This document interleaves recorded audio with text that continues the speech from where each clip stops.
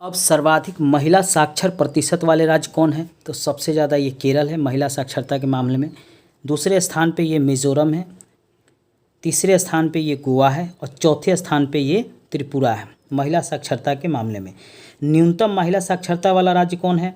तो सबसे कम महिला साक्षर है वो बिहार में है, 51.5% याद रखिएगा। दूसरे स्थान पे ये राजस्थान है जिसकी महिला साक्षरता 52.1% है। तीसरे स्थान पे ये झारखंड है, 55.4% है। चौथे स्थान पे ये जम्मू कश्मीर है, 56.4% है। बराबर साक्षरता महिलाओं का पूछता है, कम और अधिक ये दोनों एग्जाम में पूछा जाता है, याद रखिएगा।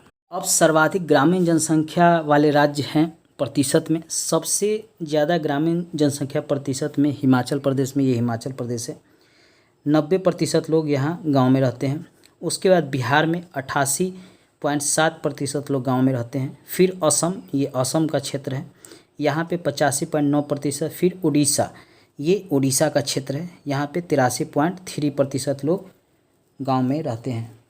सर्वाधिक नगरीय जनसंख्या प्रतिशत वाला सबसे ज़्यादा गोवा में 62.2% लोग नगर में रहते हैं। फिर मिज़ोरम के लोग नगर में रहते हैं 52.1%। तमिलनाडु उसके बाद तीसरे स्थान पे है 48.4% बड़े राज्यों में। और चौथे स्थान पे केरल इसके बगल में ही सटा हुआ है, 47.7% लोग नगरों में रहते हैं। ये प्रतिशत में है और जनसंख्या में अलग इसका आंकड़ा है।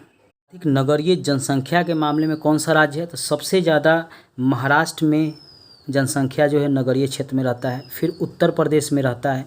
फिर ये तमिलनाडु का क्षेत्र है, नीचे ये तमिलनाडु के क्षेत्र में रहता है। फिर पश्चिम बंगाल का ये क्षेत्र है, यहाँ सबसे ज़्यादा लोग नगरीय जनसंख्या है जो नगरों में रहते हैं। न्यूनतम नगरीय जनसंख्या वाले राज्य कौन है? तो सबसे कम लोग सिक्किम में रहते हैं नगर में। फिर आंध्र प्रदेश में रहते हैं। फिर नागालैंड में रहते हैं, ये नागालैंड का क्षेत्र है। फिर ये मिजोरम में रहते हैं।